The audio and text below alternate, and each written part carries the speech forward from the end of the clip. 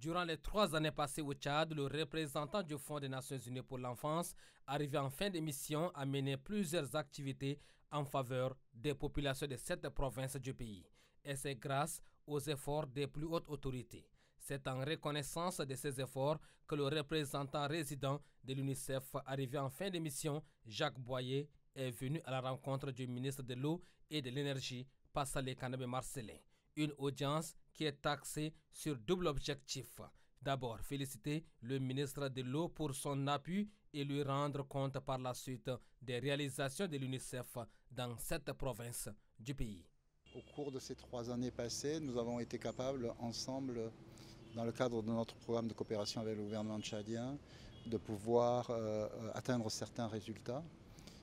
Et par exemple, plus de 620 000 Tchadiens et Tchadiennes ont pu accéder à des sources d'eau potable au travers de la construction de forages équipés de l'énergie solaire. Tout ceci dans 7 provinces.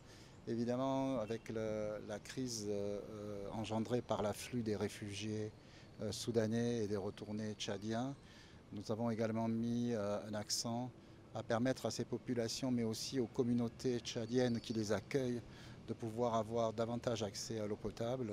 Et nous avons, depuis plus d'1 an maintenant, construit plus de 47 forages, aussi bien au niveau de certains camps de réfugiés que des villages d'accueil de ces réfugiés, villages tchadiens évidemment, qui bénéficient aussi de cet accès à l'eau.